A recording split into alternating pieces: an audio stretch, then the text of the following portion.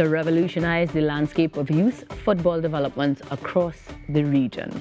We're talking about the official launch of the first Caribbean Youth Football Coaching Academy in Trinidad and Tobago from German football club Borussia Dortmund.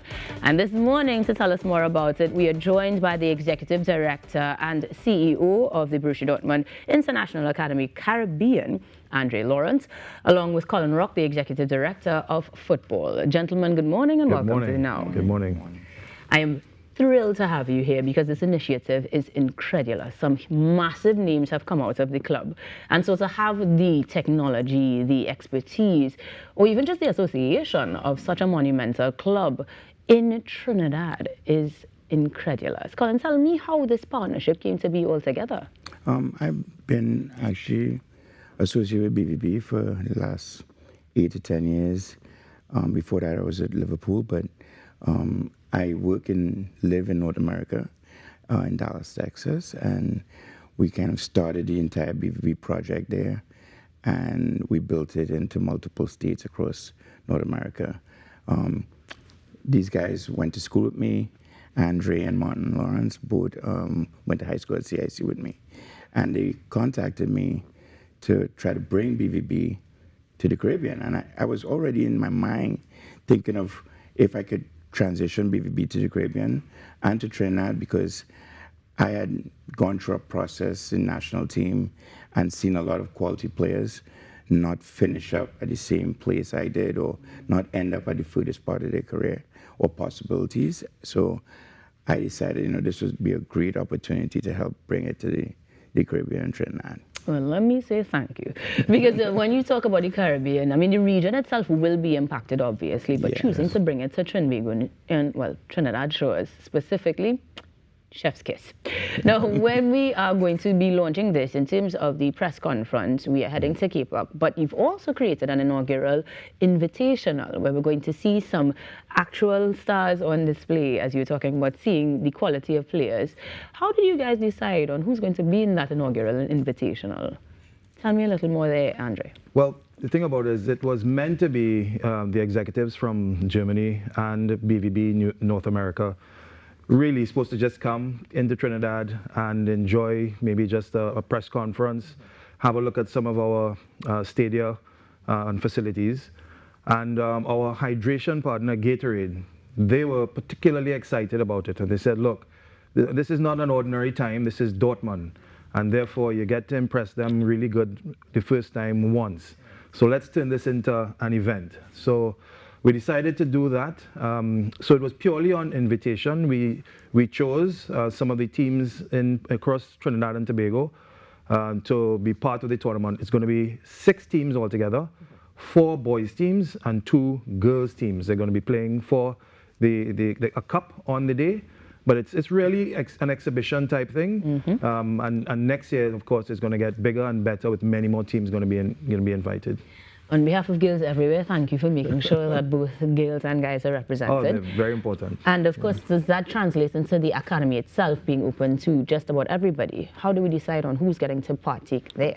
Okay, so it's a 3-pronged really approach to what we're going to develop in Trinidad and Tobago.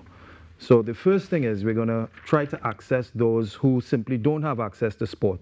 It opens up with a community-based program, a community outreach program. We're going to some of the underserved communities out there around Trinidad and Tobago and give away balls, give away equipment, teach them about life skills and run little coaching sessions with them and to get them excited about the game and to, as I said, give them access to sport.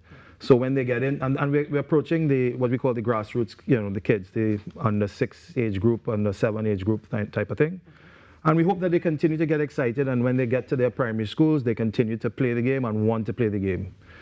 The second approach is to develop our existing academies and convert them to BVB academies. Okay. So it's about getting in there, giving them that sort of support that BVB provides, training their coaches, and giving their coaches and kids, of course, opportunity to deliver on the Dortmund curriculum in Trinidad and Tobago.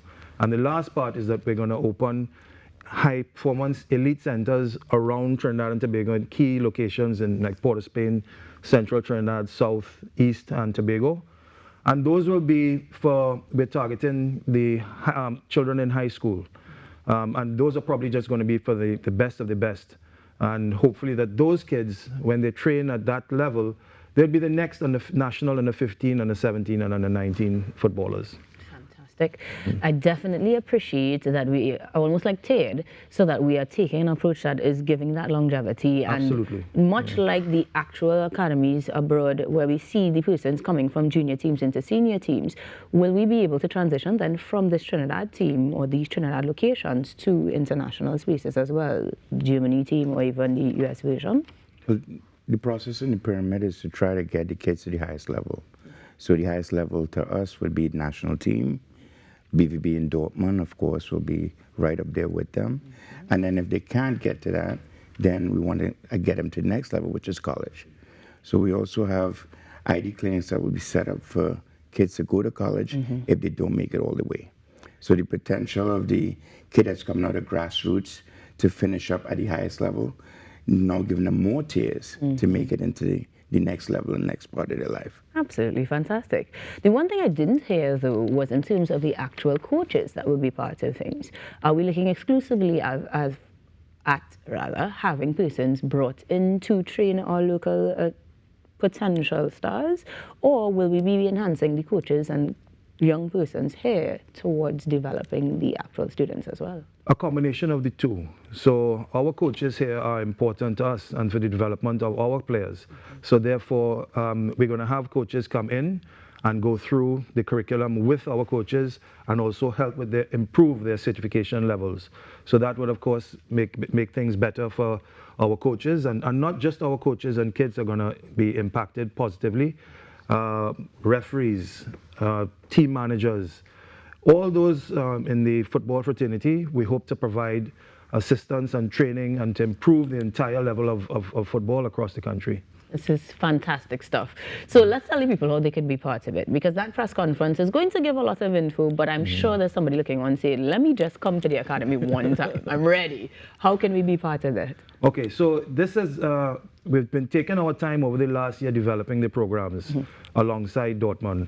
So it's not going to be rushed at the moment. I know everyone's excited, but certainly after the event on Sunday, we are going to unveil where the first location is going to be. Not today. We're going to unveil where the first location is going to be, and kids can start to register there.